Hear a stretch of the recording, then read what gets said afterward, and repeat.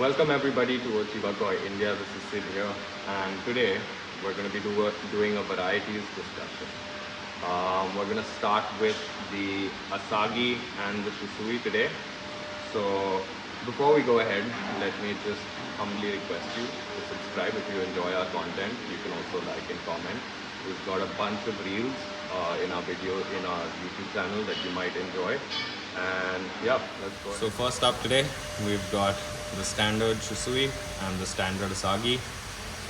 The Asagi and the Shusui are one of the first varieties of koi that were available. The Shusui is a newer development. It was developed by breeding the Asagi with a Deutsch koi, which is the German scaleless koi, leaving us with technically a blue and red koi, just like the Asagi, but with the Doitsu zipper scales on top. All right. So there's a couple of points that you need to note. Let's talk about the Shusui.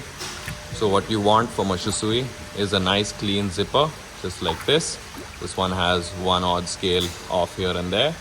And then you preferably do not want the red coming up onto the zipper. You want a nice clean head and a clean side of the body. Yeah. The same thing applies with the Asagi. When you're selecting an Asagi at Tosai or Nisai size, it's important to select one with a little less red, because the red will develop as it grows. It's also a little tricky determining the scales on the Asagi. I mean, if it takes a little while to find one that is correctly developed, so you need to wait at least till it's sansai, till you can take a decision on the quality. So the scales will develop as it goes. Let's look at something else.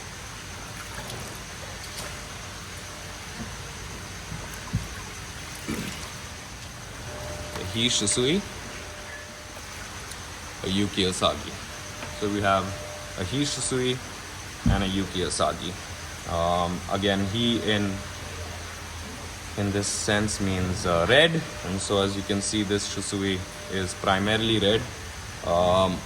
When I got it, it was going to develop a beautiful Maruten, but that has kind of changed, and we're also missing a scale here on the top, so it's not exactly the best fish, but it's a good example. Hi Shusui should have a nice consistent red color to it. It's okay for it to have a little bit of white here and there, but the nicer the red is on it, the better the quality. A Yuki Asagi is basically a snow Asagi, or also it started off as a mutation and was initially culled for a very long time until the Japanese kind of decided that they want to start selling it, and so they gave the name Yuki Asagi, which is snow. Yuki means snow in Japanese. So Yuki Asagi is preferably white as snow. And on this one, you can see the blue coming up in the scales. That's not exactly desired, but yeah, it is what it is. So that's Yuki Asagi and the Hi Shusui for you. Oops. And next up, we have an Aya Wakaba, or also known as Hi Shusui, and along with that, we're going to look at a Hi Asagi. So the Hi Shusui is, as you'd assume, a yellow Shusui. This one is not the best example. It doesn't have the best zipper on top, and it's important to note that yellow in koi is also the least stable color. So on this Hi Shusui, you can see a lot of beni breaking out on the color. That's not exactly desirable. We've got another one to show you. Then second up, we've got this Hi Asagi over here with a beautiful netting to it, and it's also got a metallic sheen, a little bit of a metallic sheen. Or you can see those beautiful scales on the top. Look at that. The Hi Asagi is a red Asagi, and as you can see, the name kind of is very, very easy to understand. Alright, so next up in the tub, we've got another Ayawakaba. Also, Ki Shusui. This one has not a lot of white on it, and it's also got no benny spots.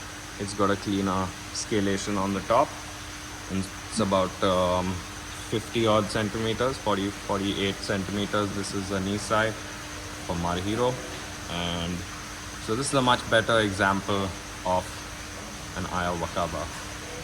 Next up, we're going to look at an assorted arrangement of Asagis.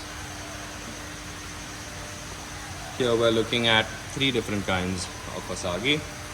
Just for reference, that's the standard one, your basic bluey looking scaled with the benny.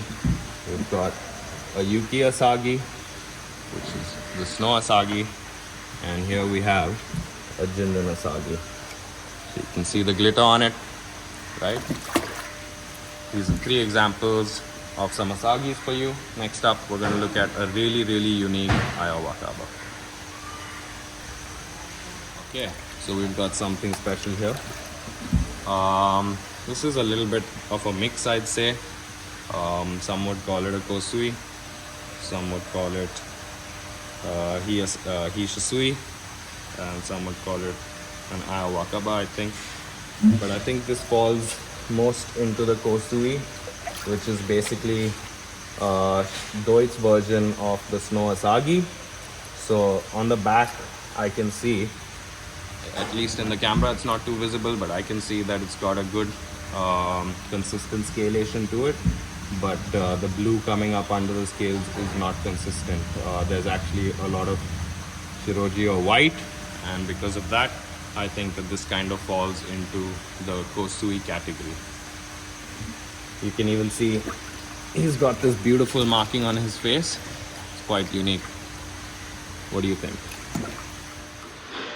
So that was a quick overview of the Asagi and the Shusui variety.